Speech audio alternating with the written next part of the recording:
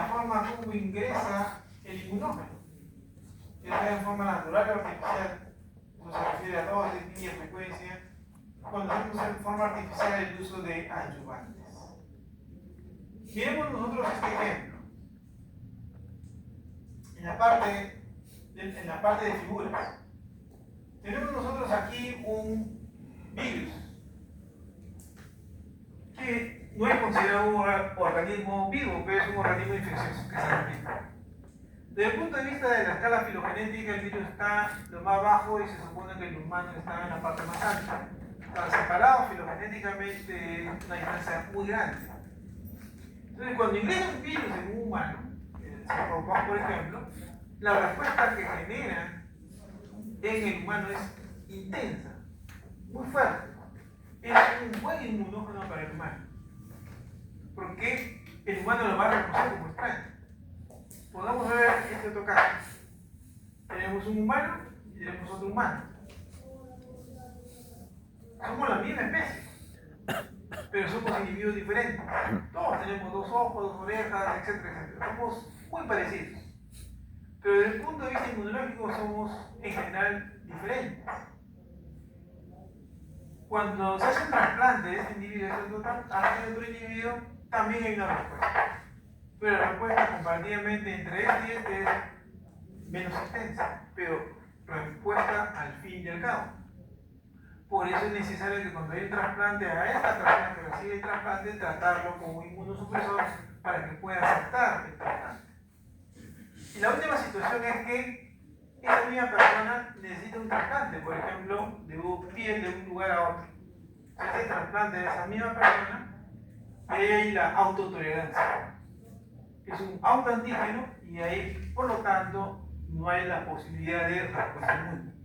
Entonces, el inmunógeno, la intensidad de la respuesta es mayor mientras más alejado filogenéticamente esté de quien obtiene el inmunógeno. Si yo tengo, por ejemplo, en este caso el virus, puede ser un organismo como un hongo. Un hongo y un humano, están separados bastante filogenéticamente. El hongo también está bien abajo. Entonces el humano lo va a reconocer. Pero si el humano recibiese una proteína de un animal, pero ya no de otro humano, sino de un animal u otro mamífero, si esa proteína ha sido conservada filogenéticamente a lo largo de las especies, probablemente la respuesta sea mínima, pero hay respuesta al fin y al cabo.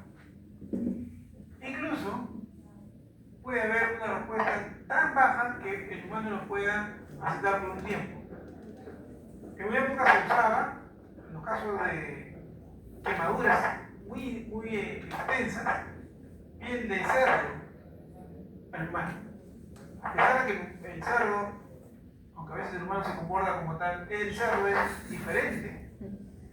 Lo que ocurre es que el humano, por esta conservación que hay en las proteínas de piel, puede aceptar un tiempo. Finalmente lo va a reconocer y lo va a eliminar, pero lo va a reconocer. Y la respuesta no va a ser tan intensa como ocurriría si fuese un organismo muy alejado de eso. Esa es la excepción, ¿no? La norma es que hay una respuesta, pero lo que debe quedar claro es que mientras más lejos esté filogenéticamente la molécula que ingresa al individuo, más intensa es la respuesta. Hablamos entonces de xenoantígenos cuando se trata de especies diferentes, haloantígenos cuando se trata de la misma especie, y autoantígenos cuando son del propio individuo. El otro aspecto, la otra característica importante es el peso molecular. Si ustedes observan la imagen, le dice claramente que mientras más pese la molécula, es mejor inmunógeno. Si tengo una molécula que pesa 100.000 y la comparo con una molécula que pesa 10.000 y es extraña al individuo, la respuesta va a ser mejor con la molécula de 100.000 Dalton que con la molécula de 10.000 Dalton. El umbral no está muy claro. Hay quienes hablan de entre 5 a 6 kilodalton y hay quienes hablan a partir de 10.000 Dalton. Hay excepciones a la regla, hay moléculas que tienen menos de 5.000 Dalton que también son inmunogénicos. Pero la regla es que mientras más peso molecular tenga la molécula, mejor inmunógeno. Aquí tenemos algunos ejemplos de inmunógenos que son antígenos a la vez. Miren, ahí tenemos la globulina, la gamma globulina bovina, por ejemplo, inoculado en un animal como un conejo, se comporta como un inmunógeno. Miren el peso, de 150.000 danos. Una molécula relativamente grande, pero también la molécula relativamente pequeñas, como puede ser una ovovolúmina, inoculada en un conejo también puede provocar una respuesta inmune porque está por encima del umbral, está por encima de lo de 10.000. Ninguna de estas moléculas está por debajo de 10.000, por lo tanto todas estas van a generar una respuesta inmune, considerando que es extraña al hospedero en el cual está inoculando y considerando la otra característica que es peso molecular. La naturaleza química. De acuerdo a la figura, ¿cuál es el mejor inmunógeno? La proteína, ¿no? Miren la flecha, dice que la inmunogenicidad se incrementa. Las proteínas son el mejor inmunógeno. Luego vienen los carbohidratos y luego viene toda la fila de moléculas que ustedes usan. La complejidad. Ustedes observan ahí en la imagen de la izquierda un polímero sintético que ha sido obtenido a partir de mezclar dos aminoácidos. Esa es la estructura, esa es la estructura que ustedes observan de color azul, un círculo, un rectángulo rojo y un rombo celeste, corresponden a aminoácidos. En el laboratorio se puede fabricar entonces polímeros sintéticos.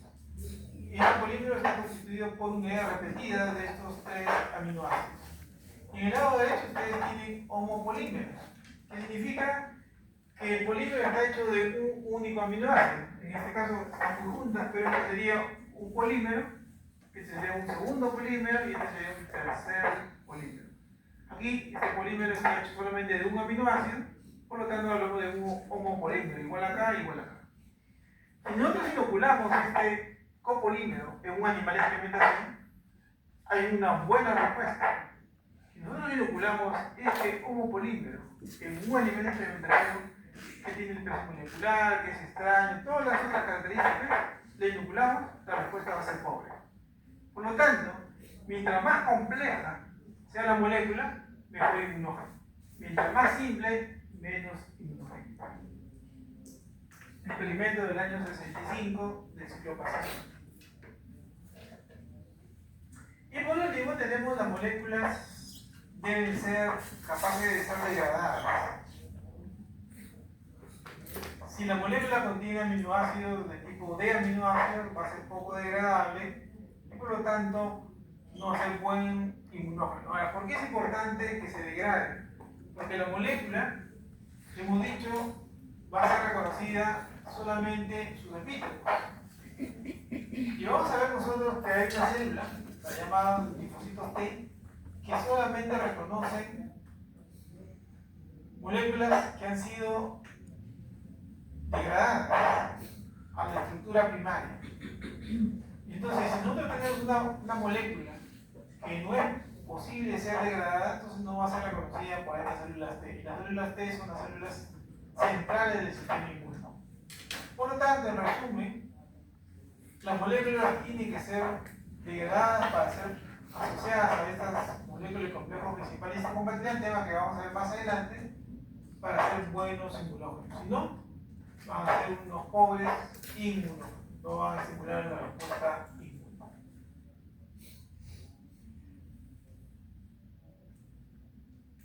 Hasta ahí entonces las cuatro características intrínsecas que deben tener los inmunógenos. ¿Alguna pregunta, joven, sobre esas características de los inmunógenos? Bien, ahora vamos a hablar del sistema biológico. El sistema biológico está referido al hospedero, al individuo. En este caso, estamos hablando de animales de experimentación, conejos. Uno de los aspectos a considerar es el genotipo de los PER. En el ejemplo, el genotipo de los animales de experimentación de laboratorio, conejos.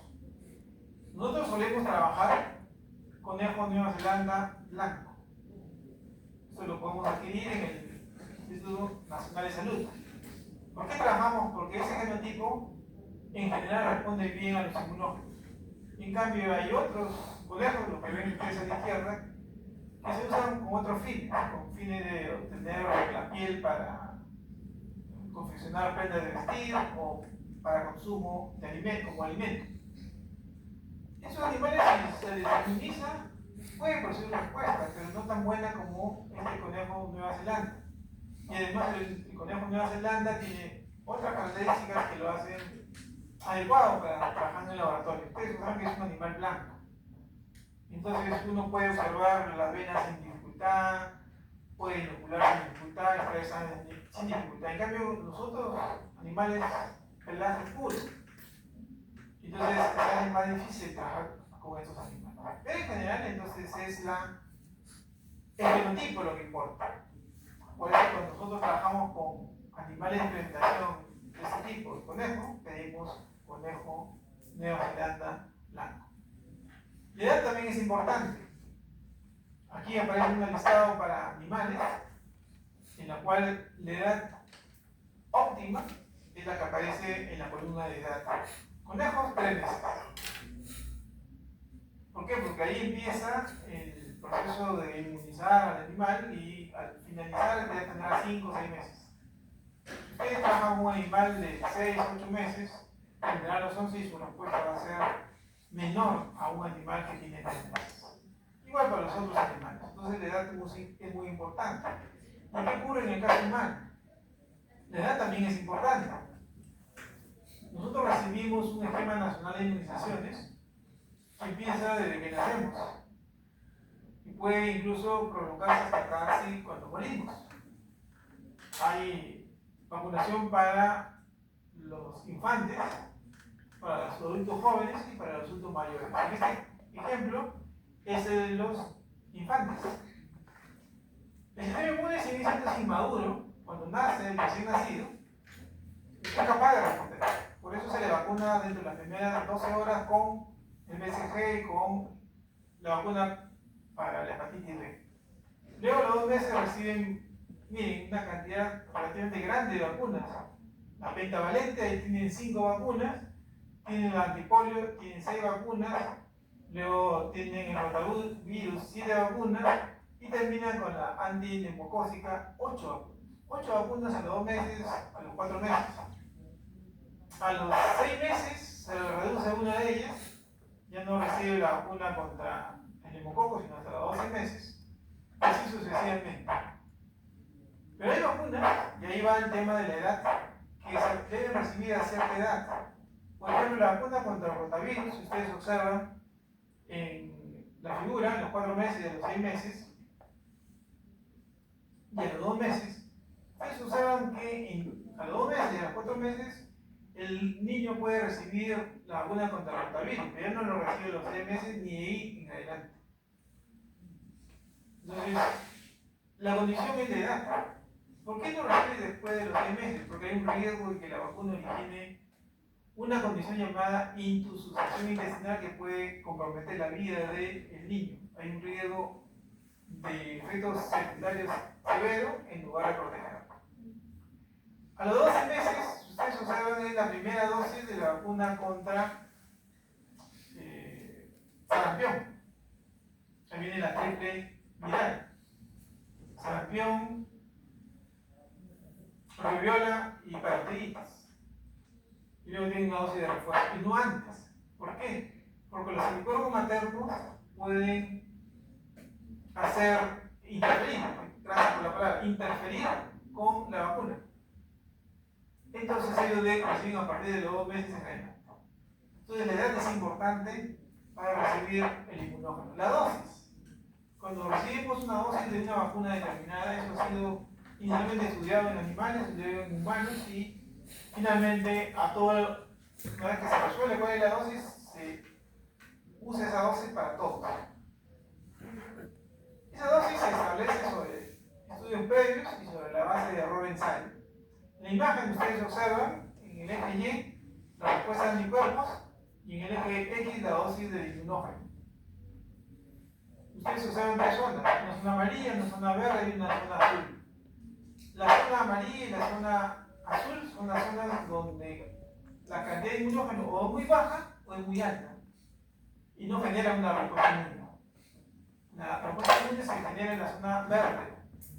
Entonces, una dosis adecuada es aquella que está en la zona verde. Para efectos prácticos, nosotros recibimos una dosis a un volumen determinado en la vacuna comercial. Cuando nos vacunamos contra hepatitis B recibimos 0,5, por ejemplo, ml del inmunógeno que estamos recibiendo. Así para cada una de las vacunas. Alguna vacuna contra polio oral nos inoculan 2 gotitas del virus polio atenuado. Entonces, la dosis es importante, ni mucho ni poco, sino la cantidad óptima. La vía por donde ingresa el inmunógeno va a generar una buena respuesta inmune. La respuesta humoral generalmente se obtiene cuando es la vía oral o intravenosa, lo que no quiere decir que si ingresa por otra vía no puede generar esta respuesta humoral. Sí se puede generar anticuerpos. Igualmente con la celular. La respuesta celular origina así el inmunógeno ingresa por la vía subcutánea, intradérmica o intramuscular.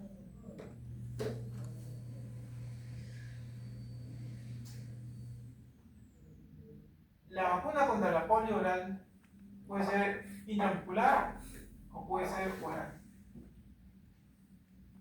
Cuando ingresa por vía oral va a inmunizar el sistema, va a inmunizar a la persona, la persona va a producir anticuerpos contra esa vacuna. Hay una respuesta humoral. Cuando se inyecta la vacuna contra la polio, origina una respuesta celular, pero también es capaz de generar una respuesta humoral, o sea, se generan anticuerpos.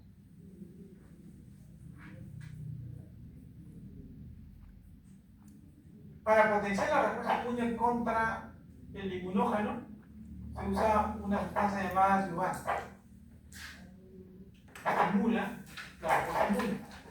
El adyuvante FLAR, que es el que se usa en animales de experimentación, es una emulsión de agua en aceite. Lo que no quiere decir que su composición tenga agua. Es una emulsión de agua en aceite porque lo que se mezcla es este adyuvante que tiene aceite con el antígeno o el inmunógeno que está en agua. Cuando digo agua, en su composición hay agua, lo que no significa que es agua, sino que es un buffer, por ejemplo. Bueno, ¿cuál es la composición del adyuvante? Aceite, un agente emulsificador y una molécula o una partícula. Por ejemplo, la partícula es el Mycobacterium tuberculosis o Bordetella pertussis. La molécula puede ser el lipopolisacárido o el MDP, el ácido murámico. En la parte inferior derecha ustedes observan ya el resultado de mezclar el adyuvante con el inmunógeno. Esta es la emulsión agua en aceite. Ustedes observan que dentro de la gotita de aceite está el inmunógeno. Por eso hablamos de una emulsión de agua en aceite. El inmunógeno está en agua y el aceite es el adyuvante. Ustedes miren ahora la imagen de la izquierda, una gráfica, el título de anticuerpos en el eje Y y el tiempo en el eje X. Se observa la producción de anticuerpos contra el inmunógeno cuando se usa o no se usa adyuvante. Ustedes miran la línea roja, que es la línea que produce o que representa la función de mayor nivel de anticuerpos. Estos son los niveles de anticuerpos de 0 a 100. Con adyuvante los niveles alcanzan acá, digamos, como 50%. Sin adyuvante, mucho menos. Por lo tanto, el adyuvante mejora la respuesta frente al inmunógeno. Y ya para ir cerrando la sesión, aquí aparecen los posibles usos, los posibles modos de acción de los ayudantes. El ayudante de Frank, el que hemos mencionado anteriormente, persiste más tiempo, forma un granuloma y ese de persistir más tiempo estimula, por lo tanto, mejora el sistema inmune y lo que menciona ahí de formación de granuloma permite que a partir de ese granuloma se esté liberando lentamente el inmunógeno. La tercera propiedad la veremos más adelante cuando tengan ustedes más información y podamos entender qué significa aumentar la señal coestimulatoria. Por el momento, esas dos propiedades prolongan la persistencia del inmunógeno y permite la formación de un granuloma. Y creo que podemos aprovechar el minuto adicional que tenemos. Los antígenos pueden ser timo-independientes o timo-dependientes. En la imagen de la izquierda ustedes ven un linfocito B, tiene un antígeno, es en forma de helicoidal. La naturaleza de esos antígenos suelen ser polisacáridos. Este polisacárido puede activar, puede estimular directamente el linfocito sin la participación de ninguna otra célula.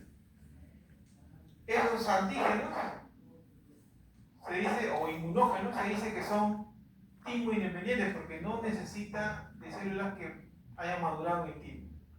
En cambio, en la imagen de la derecha ustedes observan que esa célula B necesita sí o sí el concurso de una célula T para que finalmente la célula B pueda ser activada por ese antígeno. La naturaleza de ese antígeno suele ser la proteína. ¿Por qué se denomina timo dependiente? Porque la célula B necesita de una célula que haya madurado en timo, como es la célula TH, para que la célula TH le ayude a la célula B a producir anticuerpos.